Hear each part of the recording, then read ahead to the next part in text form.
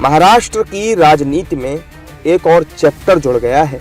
उस चैप्टर का नाम है उद्धव और राज ठाकरे का मिलन। दरअसल शिवसेना यूबीटी प्रमुख उद्धव ठाकरे और मनसे के प्रमुख राज ठाकरे करीब 20 साल बाद एक ही मंच पर दिखाई दिए और दोनों ने मंच से दमदार भाषण भी दिए, एक दूसरे को गले भी लगाया और हमेशा साथ रहने का वादा भी किया। लेकिन ठाकरे भाइयों के साथ आने पर राजनीति होने लगी है। इस रैली को शिवसेना यूबीटी के सांसद संजय राउत ने ऐतिहासिक करार दिया। वो 20 साल के बाद एक मंच साझा कर रहे हैं।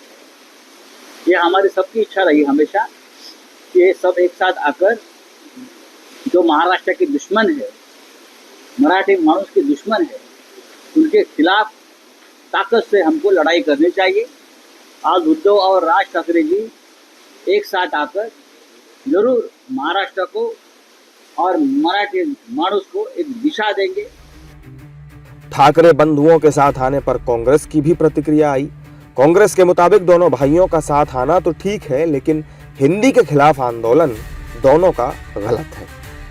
ठीक है, एक हो गए, कोई ऐसी बात नहीं है, लेकिन हिंदी भाषी के खिलाफ कोई अगर आंदोलन चलाते हैं भाषा को लेकर तो ये दुखद है। देखिए, भारत के अंदर सर्व भाषा, हर राज्य की अपनी एक भाषा होती है और सभी उसका सम्मान करते हैं। लेकिन इस तरह से सिर्फ इसलिए कि अगर उसको मराठी नहीं आती है उसको प्रताड़ित करना ये मुनासिब नहीं। वहीं इस कार्यक्रम पर बीजेपी और एनडीए के साथी दल हमलावर हैं। बीजेपी के मुताबिक ठाकरे बंधुओं को मुख्यमंत्री देवेंद्र फडणवीस को थैंक यू कहना चाहिए। वहीं एनडीए के दूसरे नेताओं ने इसे स्वार्थ का मिलन बताया। देखिए, मुझे ऐसा लगता है कि दोनों ठाकरे बंधु ने आज जो सभा उन्होंने की है तो उसको उन्हें आभार सभा का नाम देना चाहिए।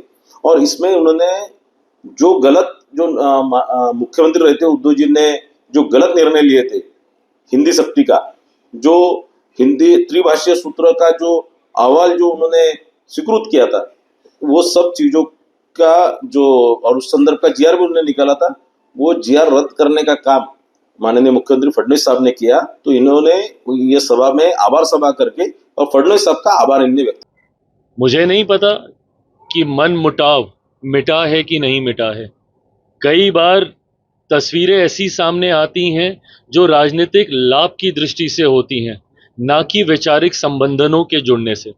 मैं ये मानता हूँ सिर्फ दोनों राजनीतिक लाभ के लिए एक साथ आए हैं। मुझे नहीं लगता कि इतनी जल्दी दिल जुड़े होंगे या वैचारिक मतभेद समाप्त हुए होंगे। भाई एक साथ आने से हमारे महायुति का और भी ज़्यादा फायदा है।